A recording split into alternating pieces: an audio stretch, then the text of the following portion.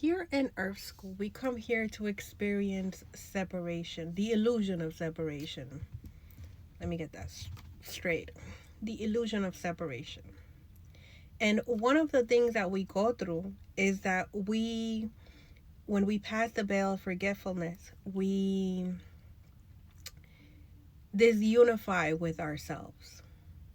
We no longer feel the connection with the Most High God who resides inside of us as we are one with God.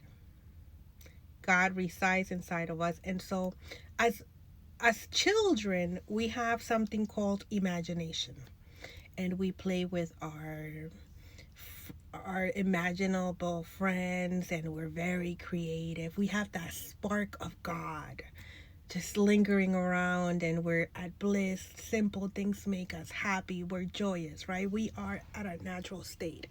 Now, due to the cultural conditioning, the upbringing, the programming, we somehow get a bit infected, some more severe than others, right? And what that does to us is that not only does it fragment our psyche, but it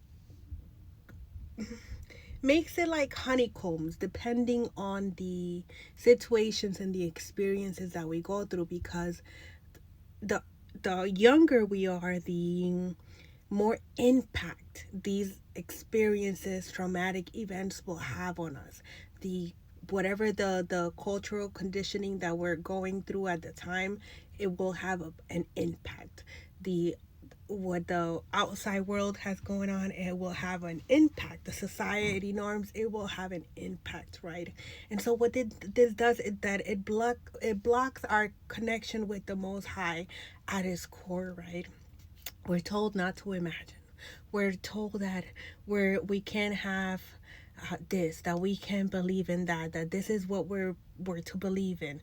And what that does is that we're being programmed, right? We're being programmed. And so our parents were programmed, our parents were programmed. That's just how it is, because we have to have some type of form as we're getting older, right? Because you don't want to have a 8-year old in a 38-year-old body, which is something that happens often.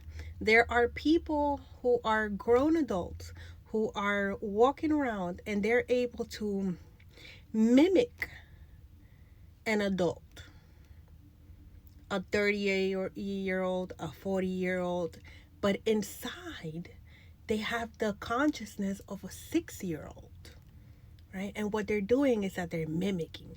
That's why you have a lot of people who copy how other people carry themselves, who act. They're actors, right? They're actors. They're manipulative. They act to gain what they want, right?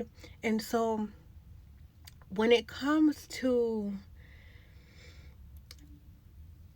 our history,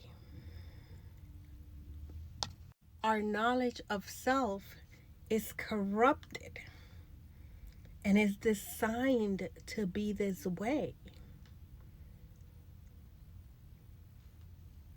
It is our responsibility as we get older to decipher what it is that we want to keep and what it is that we want to let go of, based on the programming that we have received, based on the conditioning that we have underwent, based on the programs, the powers, and principalities that are around us. It is now our responsibility to say, hey, maybe I should do some reflection and see what I want to continue to take with me and what I want to let go of.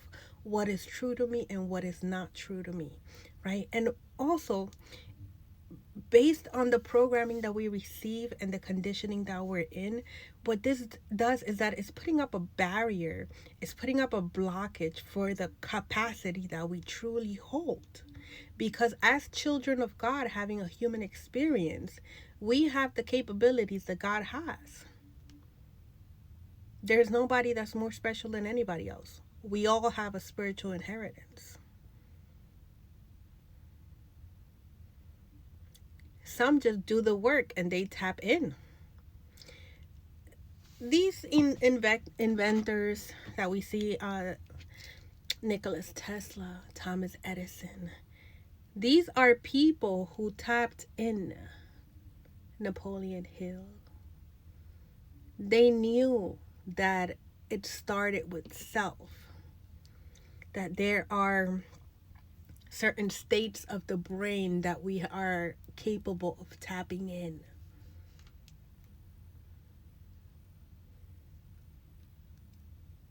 The only thing special about them was that they chose to do the work. Right? We have the same opportunities when it comes to this matter, when it comes to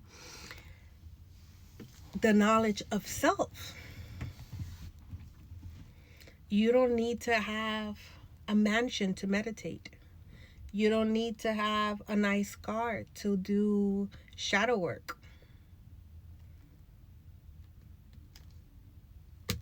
You just need to be willing to get honest with yourself and live your truth.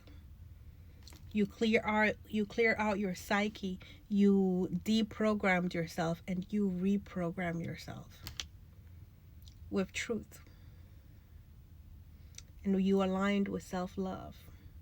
And then there are practices that you're able to do in order to activate the right side of your brain, which is what all these people that I just mentioned did. And that's how they were able to get inventions. They were creative. They were able to gain knowledge that it wasn't accessible to other people because they were able to tap in.